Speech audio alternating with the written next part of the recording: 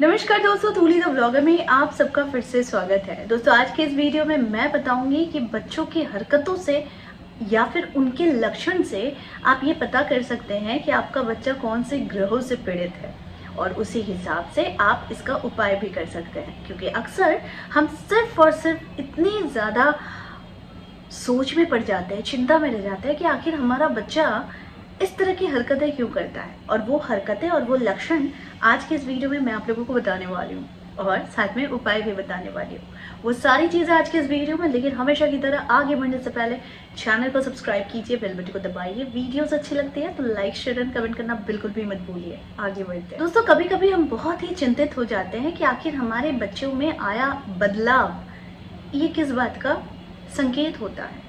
हमारे एस्ट्रोलॉजी में यानी जब हम लोग प्लैनेट्स को लेकर पढ़ाई करते हैं तो उसके साथ साथ हम उसके कैरेक्टरिस्टिक को भी समझ लेते हैं। तो आज मैं आप लोगों को बताती हूँ कि कुछ लक्षण हैं जिस लक्षण से आप ये पता कर सकते हैं कि आपका बच्चा कौन से ग्रह से पीड़ित है और किस हिसाब से आप लोगों को उस बच्चे के साथ उपाय करने हैं या फिर उस बच्चे में कुछ अच्छी हेल्दी हैबिट्स आपको ग्रो करानी है।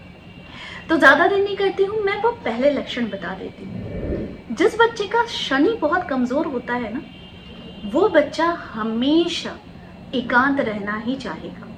उसे कभी भी सामाजिक दृष्टिकोण से उसे समाज में रहना या समाज से रिलेटेड कोई काम या फंक्शन अटेंड करने में उसे कोई खासी इंटरेस्ट या फिर रुचि नहीं होगी। ऐसा बच्चा अकेले में ही, एकांत रहने में ही अपनी भलाई समझता है। आप उसको ज़बरदस्ती करते रहेंगे लेकिन वो भी जिद करते रहेगा कि नहीं, मैं अकेले ही ठीक हूँ।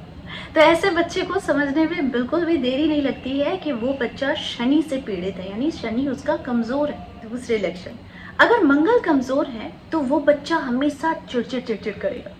उसमें चिड़चिड़ापन बिल्कुल हावी होके रखेगा।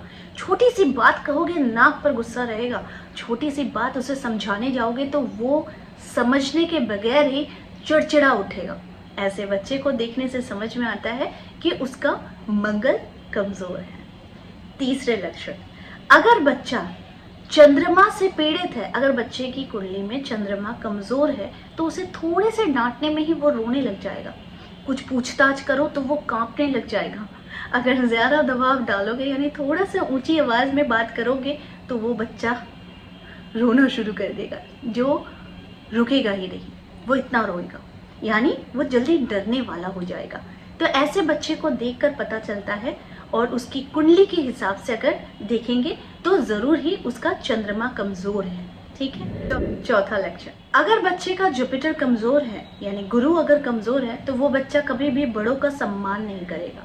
वो हमेशा बड़ों के साथ तर्क वितर्क करेगा। वो बड़ों की कोई बात सुनेगा ही नहीं।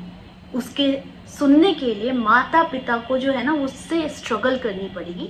ये लक्षण बताते हैं कि उस बच्चे का जुपिटर जो है, गुरु जो है, वो कमजोर है। पांचवा लक्षण, राहु जिस बच्चे का कमजोर होता है यानी पीड़ित होता है वो बच्चा हमेशा गैजेट्स में ही ज्यादा समय बिताता है, या तो मोबाइल या तो लैपटॉप या तो कंप्यूटर, यानी गैजेट्स के बीच में ही वो समय बिताएगा। वो परेशान हो जाएगा, आप उसको देखकर परेशान हो जाओगे कि कैसे कोई इतनी देर तक गैजेट्स के बीच में रह सकता है। लेकिन ये लक्षण होते हैं उस बच्चे के कि वो बच्चा सिर्फ और सिर्फ इलेक्ट्रॉनिक चीज़ों के बीच में रहना ही पसंद करेगा, जो आजकल सभी बच्चे करते हैं। लेकिन ज़्यादातर जो बच्चा सोकर उठने से लेकर रात को सोने तक सिर्फ और सिर्फ गैजेट्स के बीच में रहना पसंद करता है, वो बच्चे का भी राहु पीड़ित होता है। क्योंकि वो परेशान है लेकिन वो एंटरटेनमेंट इन सारी चीज़ों में ढूंढता है, यानी कि उसे कुछ क्रिएटिविटी या कंस्ट्रक्टिव नहीं करना है, लेकिन सिर्फ और सिर्फ समय वेस्ट करने के लिए या तो मोबाइल देखेगा या तो गेम्स खेलेगा, नहीं तो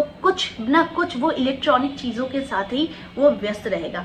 ऐसे बच्चे का राहु भी कमज़ोर होता है। छठा लक्षण, जिस बच्चे का केतु कमजोर होता है ना वो इधर उधर की सामान अपनी जेब में भरेगा, यानी उसमें चोरी करने की आदत होगी और झूठ बोलने की आदत होगी। और ऐसे लक्षण से पता किया जा सकता है कि ऐसा बच्चा केतु से पीड़ित है। धीरे धीरे ये अगर इस पर गौर ना किया जाए तो वो धीरे धीरे अपराध करने की श्रेणी में आ जाता है।